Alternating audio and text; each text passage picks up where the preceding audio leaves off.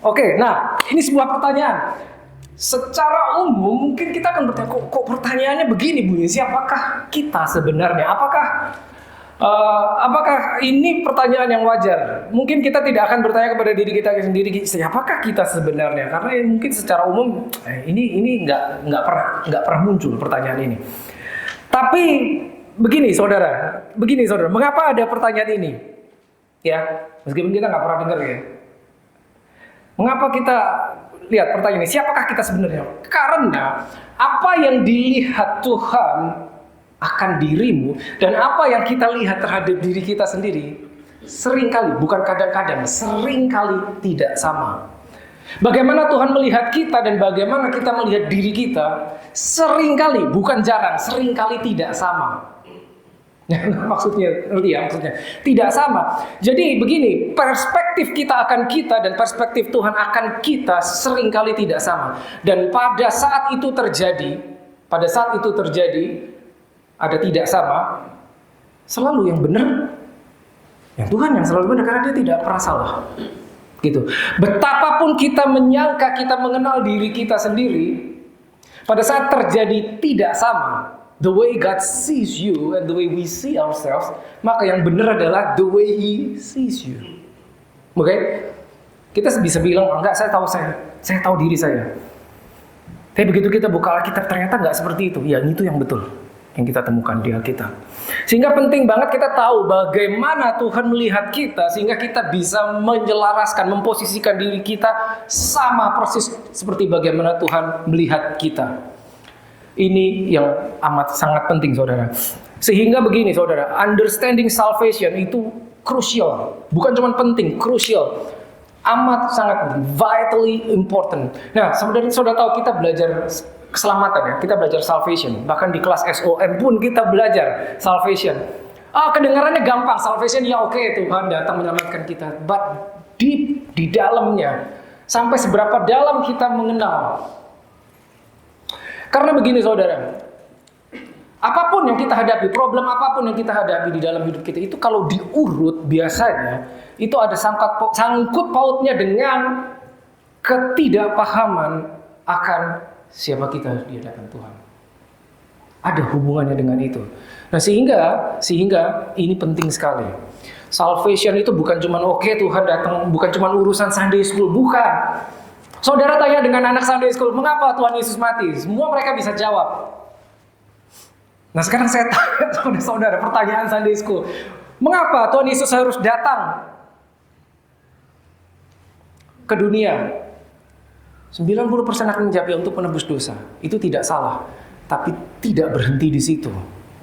Pertanyaannya, apakah kita tahu mengapa Dia datang sebagai manusia? Itu cuma salah satu untuk menebus dosa. Itu cuma salah satu. Mengapa Tuhan menyelamatkan engkau? Ya karena Dia Tuhan. Oke, betul, tapi bukan cuma itu. Ya karena Dia mengasihi manusia. Betul sekali, God is love. Tapi bukan cuma karena itu.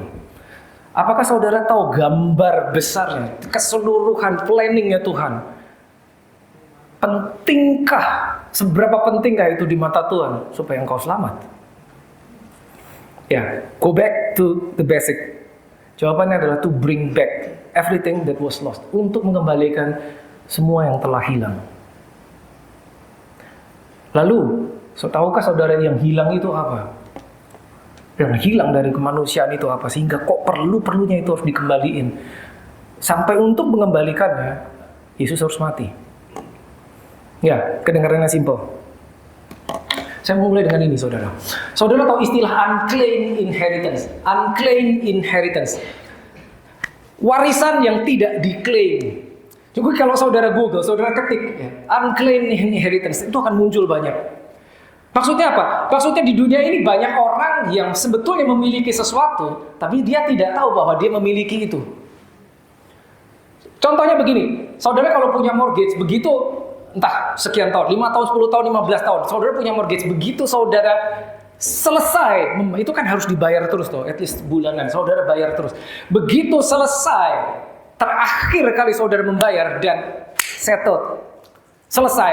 Maka pihak bank akan memberi saudara surat, mengirim saudara pemberitahuan, telling you that selesai, mortgage-mu selesai. Maksudnya supaya apa? Supaya kita nggak usah bayar lagi. Kenapa? Karena sudah selesai. Tapi apa yang terjadi jika kita tidak sadar sebetulnya itu sudah selesai? Yang terjadi adalah apa? Kita mengira belum selesai dan kita akan terus membayar sesuatu yang sudah lunas. Nggak maksudnya ya? Sehingga pengetahuan akan sesuatu yang menjadi milik kita itu krusial, penting. Ketidaktahuan akan menyebabkan kerugian. Bahasa umumnya, bahasa gampangnya kerugian. Ada contoh lain gini, ini ada sebuah cerita, nggak tahu bener, nggak tahu nggak, tapi menarik sekali. Ada seorang wanita tua terbaring di rumah sakit. Sakit dia, wanita tua, mungkin usia sudah 70 something. Sakit, lalu dikunjungi temannya. Lah temannya begitu mengunjungi dia di rumah sakit, dia heran karena di samping tempat tidur itu ada bingkai foto lah yang nggak terlalu besar. Tapi di bingkai itu bukan bingkai foto itu bukan berisi foto anaknya atau keluarganya atau apa, tapi gambar sebuah rumah. Rumah yang begitu besar dan megah. Terus dia tanya, kok gambarnya rumah? Seberapa penting ini? Ini orang sakit dirawat di rumah sakit, dia bawa foto-foto rumah. Gitu. Seberapa penting ini apa? Ditanya. Lalu si wanita itu yang terbaring itu berkata, jadi ini ceritanya gini, dia bekerja selama hidupnya, dia menghabiskan waktu untuk bekerja kepada di rumah tersebut. Rumah itu milik seorang pasangan suami istri yang sangat kaya. Ini ceritanya di Inggris. Yang sangat kaya, tapi mereka hidup berdua, tidak punya anak, sangat kaya. Jadi dia sebagai housekeeper bertahun-tahun. Sehingga sampai suatu kali pasangan suami istri ini meninggal oleh karena satu hal, ya, meninggal, nggak punya anak. Dan memori itu sangat kuat melekat di dalam diri dia karena dia mengalami banyak hal, sehingga gambar rumah itu disimpan sama dia. Dan menarik ya, ternyata temennya yang datang menjenguk, akhirnya dia karena segitu luar biasa ya, lalu dia mencari tahu ternyata rumah itu sekarang, nama rumah itu sebetulnya adalah nama si wanita yang sakit itu. Jadi pasangan suami istri ini sebetulnya karena mereka nggak punya anak, mewariskan rumah yang begitu megah, begitu indah ke wanita ini yang sakit itu. Tapi dia nggak tahu. Dia nggak tahu. Unclaimed inheritance. Dia tidak tahu bahwa sesuatu menjadi milik dia. Pada saat kita tidak tahu bahwa sesuatu diberikan Tuhan menjadi milikmu, maka engkau tidak akan mengaksesnya. Just because you don't realize it. It's yours, but you will not access it just because you don't realize it. As simple as that. Nggak nyadar itu milikmu sehingga tidak bisa diakses. Nah, ini ada beberapa kondisi yang menarik. Ketidaktahuan bisa berbahaya, saudara. Bisa berbahaya. Nomor satu, coba kita lihat. Sorry, saya nyalakan dulu. Ya. Yang ini dulu, ya, tidak tahu, ketidaktahuan. Ya, tadi gambaran beberapa contoh yang saya bawa itu adalah seorang yang tidak tahu, memang dia nggak punya informasinya, sehingga dia tidak tahu. Ya, harus gimana? Ya harus diberitahu supaya tahu. Tapi ada kondisi kedua, yaitu ini, kurang tahu. Kalau bahasa Inggris nggak ada ini, kurang tahu itu nggak ada. Ini cuma di Indonesia populer. Sering kali saudara bertanya sama orang tahu nggak begini-begini. Waduh, kurang tahu ya. Jawaban kurang tahu ini nggak ada di sini, jawaban kurang tahu. Saya nggak tahu bahasa Inggrisnya apa. Kurang tahu. Nah, sebetulnya ini tidak sama persis. Tidak tahu, kalau tidak tahu, you don't have the information. You don't have the information. You don't have the knowledge. Tapi kalau kurang tahu, ada informasinya. Tapi tidak lengkap, sehingga bisa mengakibatkan ragu. Nah, ini kadang berbahaya. Cuma kurang tahu itu bisa berbahaya. Kenapa? Karena iblis, musuh, akan bermain di area yang engkau tidak tahu. Saudara mungkin pernah ingat ya, saya pernah beberapa kali menggunakan ilustrasi begini. Ada 3 orang ujian. Orang pertama, orang kedua, dan ketiga. Orang pertama dapat nilai 55, orang kedua dapat nilai 50, orang ketiga dapat nilai 45. Mereka teman baik. Sehingga mereka saling share, oh kamu dapat berapa? Saya dapat 55, saya dapat 50, saya dapat 45. Yang dapat 55 Seneng dong, saya paling tinggi nilainya. Paling tinggi. Pertanyaannya, yang lulus yang mana? Nggak ada yang lulus. Betapapun dia bisa menyombongkan diri, saya paling tinggi. Tapi tiga-tiganya nggak lulus. Karena untuk lulus harus 60 nilainya. Nangkap maksudnya? Maksudnya adalah apa? If you have the information, tapi informasinya tidak complete, itu bisa sama bahayanya dengan you don't have the information. Gitu loh. Karena apa yang tidak kita ketahui itu bisa menyebabkan problem, maybe not today, but in the future.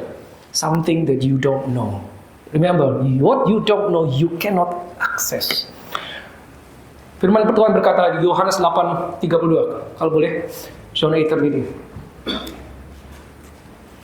Nah ini, kamu akan mengetahui kebenaran dan kebenaran itu akan memerdekakan kamu. And you shall know the truth, and the truth shall make you free.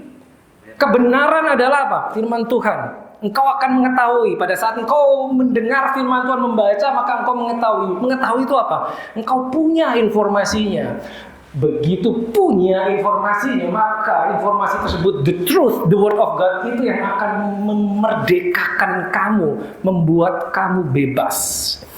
Jadi dari sini kita tahu yang membuat engkau bebas merdeka itu gini.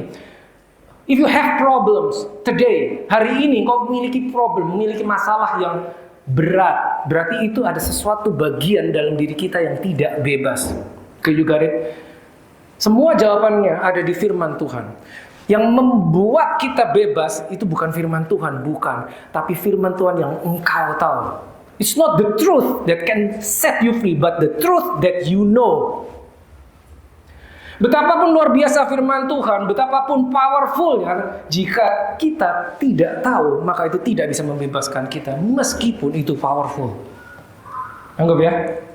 Nah, makanya penting banget. Jangan sampai kita berhenti di kurang tahu. Oke, kembali ke slide yang tadi, yang kurang tahu tadi. Ya, lalu tahap berikutnya ada. Tadi kita tahu, tidak tahu, lalu kurang tahu.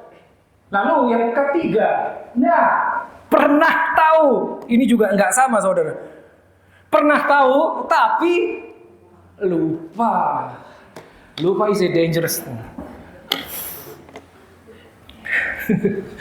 Ini mungkin tahu, meskipun pengetahuan dia pernah tahu 100% informasi dia pernah punya, tapi udah lama. Dulu saya tahu, begitu sekarang dibutuhkan, kok tidak bisa diakses? It's gone. Beberapa sebab, mungkin dicuri. Ingat, iblis datang untuk mencuri, membunuh, dan membinasakan. Jadi harus dicuri dulu. Sesuatu yang berharga, firman Tuhan, begitu kita terima, kemungkinan besar itu akan berusaha dicuri sehingga hilang, lupa. Saya kasih contoh. Saudara masih ingat minggu lalu tentang apa firman Tuhan kita pelajari? Ayo. Kalau udah lupa, maybe it's been stolen. Mungkin udah dicuri. Pernah tahu, tapi lupa. Nggak sama toh? Nggak sama. Lupa itu berarti informasinya udah hilang, udah nggak ada di situ. Mesti diingat lagi. Kalau saudara ikut ujian, saudara menghafalkan sesuatu, begitu ujian, ada soal muncul, aku tahu nih, tapi lupa. Tahu dong rasanya gimana? Pernah tahu nih baru semalam saya baca, tapi apa ya? Lupa. It cannot help you. No. Karena lupa. Nah, ada satu lagi. Berikutnya adalah tahu tapi tidak menganggap penting. Tahu tapi tidak menganggap penting. Karena nggak tahu untuk apa informasinya. Kita diberi informasi, kita belajar firman Tuhan. Kita tahu. Oke, that's good. Udah, gitu aja. Wah, luar biasa ya. Yes, oke. Tapi kita tidak tahu untuk apa kebenaran itu, sehingga tidak terlalu menganggap penting.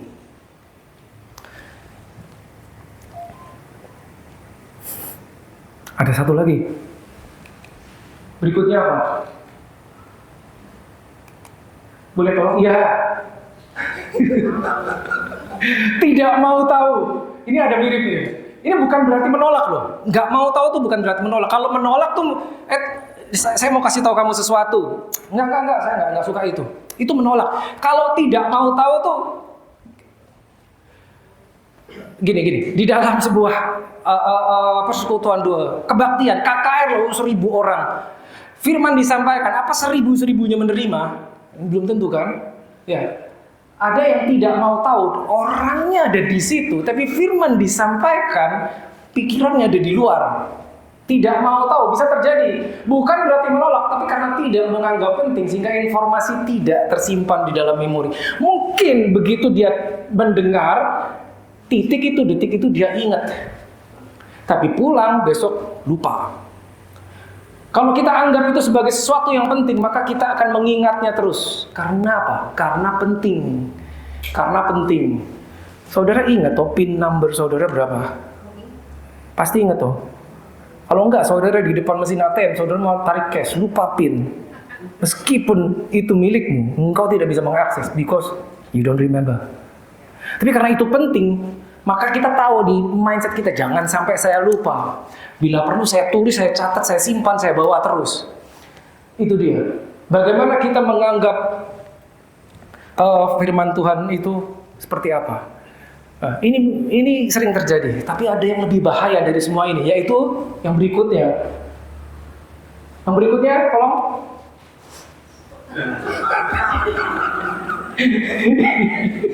Ini yang bahaya. Enggak bahasa Inggrisnya apa saya nggak tahu. So please translator, your own. This is not easy in English. Sok tahu. Bahasa Inggrisnya apa saya nggak tahu. Ini paling bahaya. Mengapa? Mengira tahu atau merasa tahu, padahal tidak akurat. Atau padahal salah, pemahaman kita tidak benar, atau bukan nggak benar, tidak update. Informasi yang kita dengar tentang firman Tuhan sekalipun, ya, yang kita dengar 5 tahun lalu, bisa jadi harus tanda kutip kita update, bukan firmannya yang berubah. Tidak. Saudara ingat ya, nomor 1 selalu knowledge itu dari information. Habis knowledge baru muncul information, knowledge, habis itu baru muncul understanding, habis itu baru muncul wisdom. Gitu. But wisdom itu adalah aplikasi, bagaimana kita mengaplikasikan firman Tuhan. Ya, itu perlu terus kita terkonek dengan Holy Spirit. Kalau enggak, firmannya kita terapkan tapi di area yang tidak tepat. Terus tidak berhasil dan kita menyalahkan Tuhan, saya udah lakukan firman tapi kok nggak bisa. Bukan firman yang salah, keliru. Ya, begitu kita masuk ke kategori ini, kita akan berhenti bertumbuh. This is dangerous. Stop, nggak bertumbuh. Karena enggak, saya udah tahu. Jangan kita memiliki mindset seperti ini. Nah, baru yang terakhir adalah ini. Benar-benar tahu dan mengerti. Tahu, mengerti, bisa mengaplikasikannya. Oke, kita ke Hosea 4 ayat 6. Please. Hosea 4 ayat 6. Saudara pasti pernah dengar ini. Hosea 4 ayat 6. Ya, umatku binasa karena tidak mengenal Allah. Ini bahasa Indonesia. Kalau saudara lihat bahasa Inggrisnya tidak persis sama. My people are destroyed for lack of knowledge. Bukan tidak mengenal Allah, tapi lack of knowledge. Kata lack of knowledge itu kurang pengetahuannya. Makanya tadi saya bilang bahwa pengetahuan itu harus 100%. Sebisa mungkin. Karena misalkan kurang 10%, itu yang 10% akan berpotensi membawa problem di masa depan. Dan iblis setan bisa bermain di area yang 10%.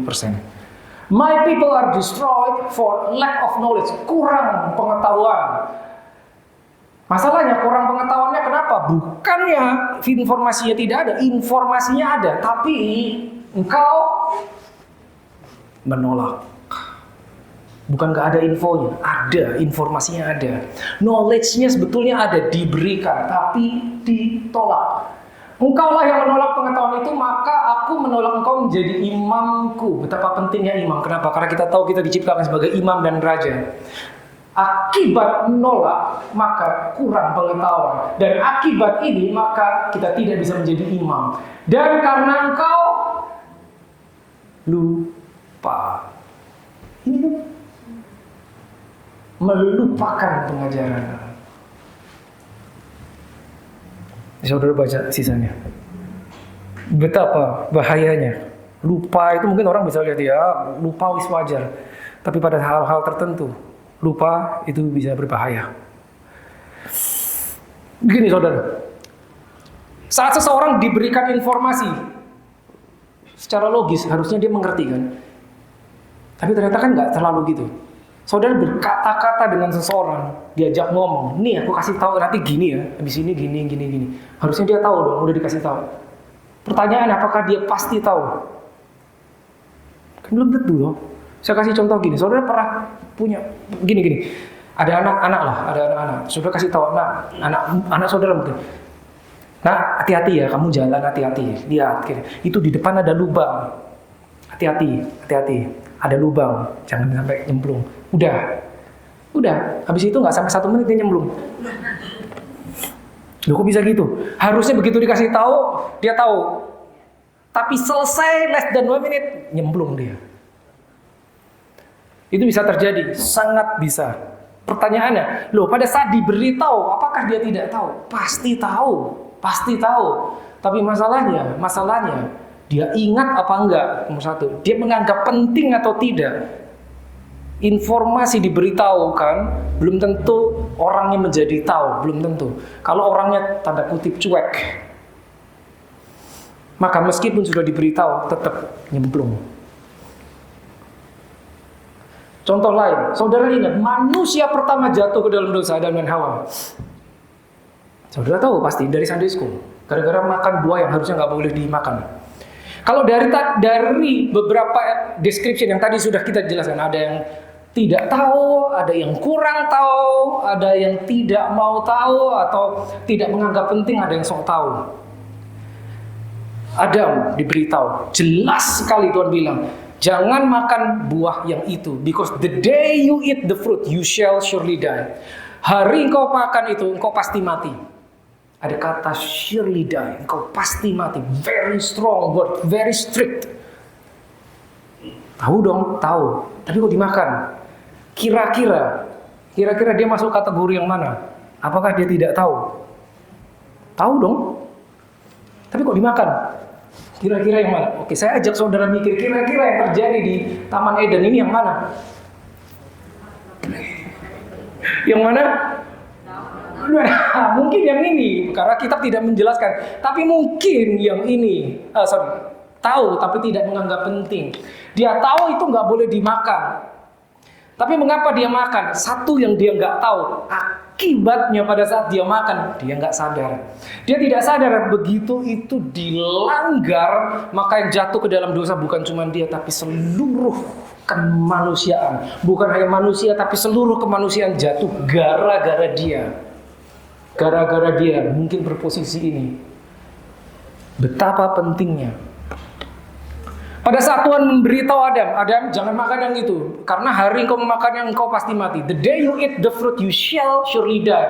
Berhenti sampai situ. Sayangnya Tuhan tidak menjelaskan lagi. Tahu nggak Adam, kalau sampai benar-benar kamu makan, maka bukan cuma kamu yang jatuh, tapi anakmu dan seluruh isi bumi jatuh. Bukan cuma seluruh isi bumi, seluruh ciptaan ikut jatuh. Yang itu kan nggak dijelasin. Betapa pentingnya, ini mungkin yang dia miss. Mungkin, sekali lagi kita nggak tahu, Alkitab tidak memberikan detailnya. Oke, you gotta be quick. Nah, sampai di sini kita harus tahu ada yang namanya identitas. Kita belajar salvation. Tadi kita udah tahu, Yesus datang untuk memulihkan apa yang hilang. Pertanyaannya, apa yang hilang?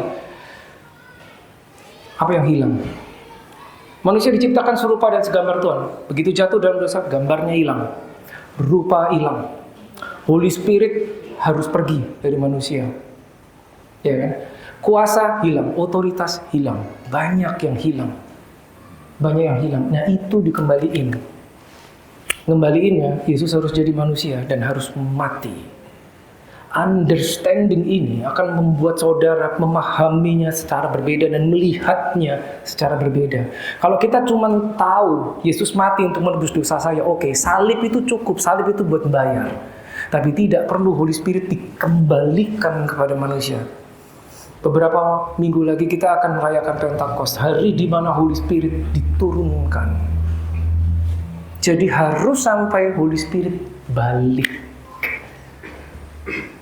Saudara lahir baru nggak? Pertanyaannya. Kalau saudara lahir baru, inside of you, you are carrying the Spirit of God. Itu informasi. But, saudara tahu, saudara sadar seberapa pentingnya itu? Nggak semua. Saudara sadar betapa pentingnya itu? Belum tentu. Belum tentu semua orang tahu. Kekristenan bukan pokoknya saya ke gereja setiap hari Minggu. No. Kalau cuman itu, nggak perlu dikasih Roh Kudus.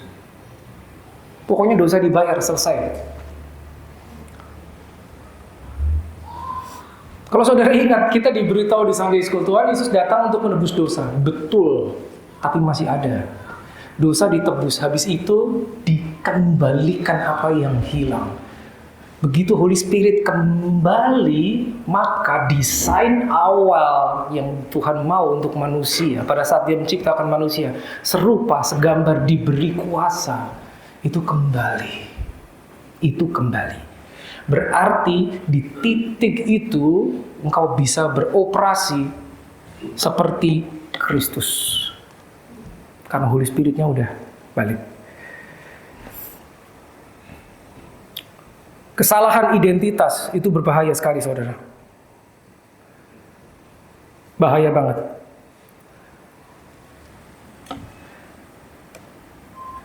Saudara bayangkan gini.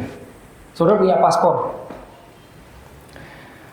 Saudara datang ke sebuah negara. Di imigrasi, saudara pasti harus menunjukkan paspor. Kalau sekarang mungkin sudah automatic ya, pakai scan.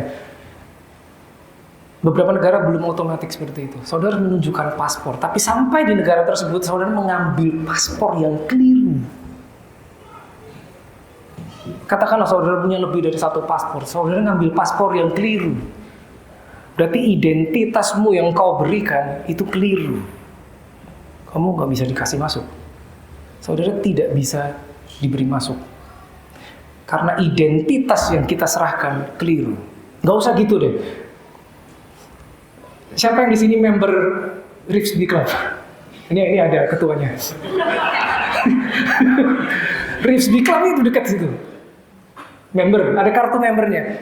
Begitu datang kan harus nunjukin itu toh. Apa yang terjadi begitu datang? Kau menunjukkan member yang salah. Kartu member juga, tapi bukan member tempat tersebut. Kartu member apa? Entah member fitness atau apa. Dikasih masuk nggak? Enggak. Because you are presenting the wrong ID, the wrong identity. Bukan kita berbuat jahat, tidak. Hanya keliru identitasnya. Saat kita memberikan paspor yang salah, kita nggak diberi masuk ke dalam negara itu, bukan karena kita jahat, tidak, tapi karena identitasnya keliru. Pada saat kita tidak ingat, atau kita tidak tahu, atau pernah tahu tapi lupa identitas kita di dalam Tuhan, maka itu yang terjadi. Kita tidak jahat, tidak, tapi ada hal-hal tertentu yang tidak bisa kita akses. Because at that moment, we are presenting the wrong identity. Keliru, gak bisa. Bukan firman-Nya yang salah, bukan. Bukan Tuhan menyetop kita, tidak. It's just gak match, tidak match. Itu yang terjadi. Wrong identity is very dangerous. Janji Tuhan diberikan kepada kita. Kita tidak bisa mengaksesnya hanya gara-gara kita salah identitas. Ibaratnya di surga itu janji siap, udah banyak sekali buat kita. Tapi supaya janji-janji Tuhan itu sampai termanifestasi dalam hidup kita, kita harus mengambil kartu ID, kita tap ke mesin surga. Begitu di tap akan terbaca namamu keluar, nomor ID keluar. Maka janji itu yang mana itu kau pilih, tinggal pencet layarnya. Nih, turun. Tapi begitu yang di tap kartu identitas yang keliru, maka itu tidak terjadi. Kan bukan mesinnya yang salah toh? Bukan, cuman salah ID, salah identitas. Itu sering terjadi. Berikutnya apa yang sering terjadi? False humility. Kesalahan identitas seringkali menyebabkan false humility. False humility itu gini, sesuatu yang terlihat seperti kerendahan hati, tapi tidak. Kita di hadapan Tuhan, kita berdoa, Tuhan, kami ini orang yang berdosa. Tidak akurat. Kami ini tidak layak Tuhan. Tidak akurat. Kami ini bukan siapa-siapa Tuhan. Tidak akurat. Kami ini tidak mampu berbuat apa-apa. Tidak akurat. Tapi kedengarannya rendah hati. Ya toh? Gitu. Beberapa mungkin masih ada yang bertanya, bukankah itu umum? Yes, itu umum terjadi. But it's not in line with your Bible. Pada saat Tuhan sudah berkata, aku telah melayakkan engkau, dan kita datang ke hadapan Tuhan, Tuhan kami ini tidak layak. Itu bukan kerendahan hati. No. It's misalignment, it's contradiction. Dan Tuhan bukan senyum, enggak. Aduh, kok enggak ngerti. Itu yang terjadi. Kedengarannya seperti kerendahan hati. Jadi kerendahan hati di hadapan Tuhan itu bukan kita merendahkan diri serendah-rendahnya, bukan. Tapi kita tahu siapa kita dan kita setuju apa yang Tuhan katakan tentang kita. Itu. Tuhan, kami ini hanya orang berdosa. Tidak akurat. Kenapa tidak akurat? You were sinners. Tapi begitu dulu berdosa, were past tense. Tapi begitu kita lahir baru, dosanya sudah dihapus, sudah. Jadi datang ke hadapan Tuhan dan berkata, Tuhan, aku ini hanya orang berdosa. Itu bukan kerendahan hati, tapi inaccuracy. I know some of you. Saya tahu beberapa saudara mungkin bertanya-tanya, apa iya? It's in the Bible. Yes, it's in the Bible. Ya, penting sekali kita memahami itu. False humility, kerendahan hati tanda kutip yang terlihat seperti kerendahan hati tapi bukan. Jika itu dibiarkan, itu bisa menciptakan stronghold. Stronghold tahu maksudnya? Stronghold itu ikatan. Maka disebut stronghold, sesuatu yang mengikat kita in the spirit. Seringkali stronghold ini berupa tradisi. Nah itu kan tadi seperti bilang, itu umum. Orang berdoa demikian, tapi itu tidak akurat. Tapi jika kita tidak tahu itu tidak akurat, maka kita ikuti yang seperti itu sehingga menciptakan stronghold, sesuatu yang dianggap benar, dipraktekkan selama sekian tahun, bahkan dari generasi ke generasi, tapi tidak sesuai firman Tuhan, dan itu mengikat. Kenapa mengikat? Karena dianggap benar, karena dianggap tradisi, karena sudah berlaku sekian tahun dan kita berada di dalamnya. Stronghold itu sesuatu yang terbentuk layer by layer bertahun-tahun, sehingga itu masuk menjadi mindset kita anggap sebagai kebenaran. Untuk menghancurkannya juga harus layer by layer. Karena itu tidak dibentuk dalam satu malam. Seringkali untuk menghancurkan stronghold itu juga perlu bertahap. Makanya tidak heran orang sering dikasih tahu, nih yang bener gini loh, gini. Dah ya, tahu, nyemplung. Kenapa? Karena itu sudah terbangun dari kecil. Untuk mengubahnya mungkin tidak bisa satu hari, satu malam. Stronghold, bahaya. Itu akan menyebabkan kita stagnan. Apa yang Tuhan bilang, kita nggak dapat. Salah persepsi. Sesuatu yang bahaya tidak selalu terlihat bahaya. Sesuatu yang bahaya belum tentu terlihat bahaya. Yes, belum tentu terlihat bahaya. Padahal bahaya. Mengapa ini? Mengapa ini sering terjadi? Karena sekali lagi bahwa salah persepsi tentang identitas, stronghold, dan salah mengartikan kerendahan hati. Kenapa itu sering terjadi sangat umum? Karena, nah ini penting saudara, karena tidak terlihat sebagai dosa. Pemahaman umum dosa itu adalah pada saat kita melakukan sesuatu yang buruk, yang jahat, yang merugikan orang lain. Betul? Itu tahu, oh itu dosa, jangan buat itu. Tapi sesuatu yang tanda kutip tidak terlihat buruk atau tidak terlihat merugikan orang lain, kita tidak anggap itu sebagai dosa. Benar kan? Ya. Tapi apa yang Alkitab katakan? What is sin? Saudara tahu di Alkitab bahasa aslinya disebut hamartia. Bahasa asli hamartia itu artinya miss the mark, meleset dari sasaran. Sering dipakai di dalam term ini sering dipakai di dalam olahraga. Begitu panah dilepaskan dan tidak mengenai sasaran, maka disebut hamartia, meleset dari sasaran, miss the mark, dan itu diartikan sebagai sin, dosa. Tidak terlihat bahaya kan? Tidak. Itulah sebabnya mengapa iblis, the enemy, Satan berusaha menghalang-halangi supaya kita mengenal identitas kita. Jangan sampai tahu. Biarkan saja tradisi yang berlaku. Jangan sampai dia tahu kebenaran. Karena kalau dia tahu kebenaran, maka mereka dalam bahaya. Jangan sampai engkau tahu, biarkan saja yang dianggap benar itu ternyata tidak benar. Jangan sampai tahu. Ingat, yang bahaya belum tentu terlihat bahaya. It's not okay, saudara. Tidak. It's not okay. Kita datang kepada Tuhan, kita berdoa menyebut Tuhan apa? Bapa toh? Bapa kami yang di surga. Saudara dalam doa saudara pribadi juga menyebut dia Bapa. Tapi ini yang sering terjadi. Bapa itu bukan cuma sebutan. No. Nah, gini. Bahasa Indonesia ada Bapa, biasa Bapa pakai K, Bapak. Ada ayah. Begitu saudara lebih dekat pada saat kita memanggil seorang sebagai Bapa, belum tentu dia ayah kita. Betul kan? Maka kita sering panggil Pak. Kata Pak. Ya. Kalau bahasa Inggris enggak ya, cuma father aja. Pak sama ayah itu tidak sama. Pada saat kita datang kepada Tuhan Bapa, kita panggil dia Bapa, lalu kita berkoneksi dengan Tuhan, kita datang dengan permohonan.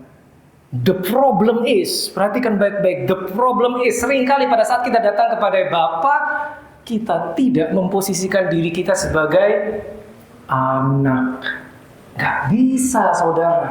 Bapa, Father, urusannya sama the Son. Kamu, saudara harus ingat, Bapa itu urusannya sama the Son. Makanya yang memperkenalkan the Father harus the Son, Jesus as the Son. Jadi kita datang menyebut dia Bapa, cek dulu apakah kita memposisikan diri kita sebagai the Son. Jika tidak, dan jika pemahaman itu tidak ada di dalam diri kita, maka kita datang cuma menyebutnya sebagai Sir, Bapak atau Pak. Nangkep ya bedanya ya. Bapa urusannya sama anak, Father urusannya sama the Son. Make sure saudara datang kepada Tuhan, saudara panggil dia Bapa, engkau tahu bahwa engkau anaknya, bukan cuman term, bukan cuman panggilan. It's not okay. Tidak tahu itu it's not okay. Lupa it's not okay. Betapapun dunia bilang ya lupa is wajar lah, nggak tahu wajar. Maybe yes, di luar. Tapi apa yang sudah kita pelajari, it's not okay. Because when you forget, saudara tahu, kalau kita lupa, itu berarti informasi sudah tidak ada di situ. Ya, ingat baik-baik, identitas penting sekali. Karena begitu identitas hilang, maka posisi itu hilang. Posisi hilang, identitas tidak sama dengan posisi. Identitasmu tidak berubah, engkau lahir baru, identitasmu tidak berubah. But your position can be up here, can be here in the middle, posisi bisa di bawah. But identitas kita tetap sama. Tapi kalau identitas kita hilang, posisi bubar, hilang pasti. Dari identitas itu akan ada position, Dari situ akan datang authority. Begitu. Pada saat Tuhan meminta kita melakukan sesuatu, itu bukan berarti dia incapable. Incapable ngerti maksudnya adalah dia tidak sanggup. Bukan berarti itu. He is God. Dia bisa buat apapun juga. Tapi pada saat dia bertanya sesuatu kepada kita, bukan berarti dia tidak tahu jawabannya. Saudara ingat suatu hari Yesus diperhadapkan dengan 5.000 orang laki-laki, dengan wanita dan anak-anak mungkin 15.000 lebih. Datang di hadapan dia segitu banyak. Selesai Yesus bertanya sama muridnya, di manakah kita bisa membeli makan buat semua orang ini? Ingat ya cerita itu kan? Alkitab mencatat Yesus bertanya seperti itu untuk menguji. Dan Alkitab jelas-jelas menulis because he knew what he was going to do. Dia tahu apa yang akan dia lakukan, tapi dia menanyakan pertanyaan bukan karena dia nggak tahu, untuk menguji. Jadi pada saat dia bertanya sesuatu kepadamu, bukan berarti dia nggak tahu atau dia tidak mampu. Betul, dia perlu kerjasama kita. Tapi pada saat dia bertanya kepada kita, seringkali bukan karena dia tidak tahu, tapi itu seperti dia bertanya kepada kita begini, will you let me, or will you let yourself to be used? Apakah engkau membiarkan aku melakukan ini melalui engkau, melalui dirimu? Apakah engkau membiarkan, memperbolehkan, mengizinkan aku melakukan sesuatu melalui dirimu? Big difference. Kita bisa bilang, sorry Tuhan, I'm not available now. Bisa. Dia akan pindah ke orang sebelahmu, dia bertanya pertanyaan sama. Orang sebelah kita juga bilang, okay Lord, but maybe not today.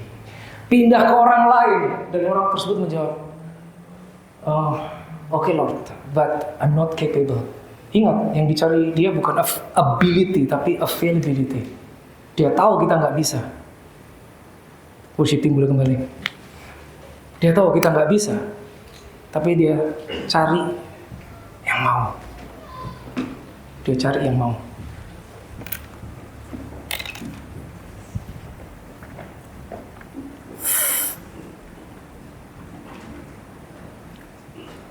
Saat dia menyelamatkan kita, ingat, yang dia cari adalah supaya, ingat baik yang ini saudara, yang dia cari adalah supaya dia bisa mendapatkan Kristus. Let me say this again. Dia menyelamatkan kita supaya dia bisa mendapatkan Kristus. Makanya Alkitab berkata, Christ in you. Christ in you. Kalau dalam terjemahan bahasa Indonesia dibilang Kristus di tengah kita, itu tidak akurat. In you, di dalam engkau. Seringkali kita lupa bahwa Christ in you, this is the problem. Seringkali kita lupa bahwa kita partakers of Christ. Christ in you, Colossians 1:27. Seringkali kita lupa, we are partakers of Christ. Harusnya apa? Partakers of Christ. Kita mengambil bagian di dalam Kristus. Seringkali kita lupa. Hebrews 3:14. Seringkali kita lupa, greater is He that is in us than he that is in this world. 1 John 4:4.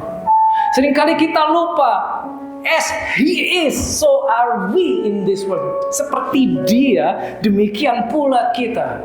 1 John 4:17. Seringkali kita lupa itu. Lupa. Pada saat Tuhan mau menyelamatkan manusia, ini di mindsetnya God the Father. Aku perlu Kristus, nggak satu, nggak dua, sebanyak-banyaknya. Tapi untuk jadi Kristus, ada syaratnya. Yes, ada syaratnya. Syaratnya, di dalam orang tersebut yang akan menjadi Kristus harus diinstal program. What is the program? The program, softwarenya harus diinstal di dalam. Softwarenya namanya Holy Spirit. Ya, oke, Yesus diutus mati. Sehingga setelah Yesus mati, bangkit 50 hari setelahnya program itu diinstal. Itulah the day of Pentecost, diinstal di dalam manusia. Jadi kalau saudara lahir baru, you believe in Jesus, in you, di dalam engkau itu ada installation, ada program baru namanya Holy Spirit. Dah, begitu saudara lahir baru, saudara menerima, saudara layak dan bisa dan seharusnya bisa menjadi Kristus. Makanya di Alkitab bilang Christ in you. Maka dibilang you are partakers of Christ. But the problem is, pada saat dia bilang, oke, engkau yang sudah diinstal program, aku perlu hidupmu untuk melakukan pekerjaan seperti yang dilakukan the Son of God, Jesus Christ. Titik itu, sekian ratus, sekian ribu, sekian juta orang yang sudah diinstal Holy Spirit di dalamnya. Not me Lord, bukan aku Tuhan, dia aja. Nanti dulu Tuhan, aku masih harus melakukan ini. Nanti dulu Tuhan. Itu yang terjadi. Betapa frustrasinya surga melihat, aduh, mana ini orangnya? Mana orangnya? Mana orangnya? Bukankah udah sekian banyak yang diinstal Holy Spirit? Tapi pada saat Bapa mau cari mana yang mau jadi Kristus, kok nggak ada? Tuhan, aku belum tahu. Tuhan, aku belum siap. Itu yang terjadi.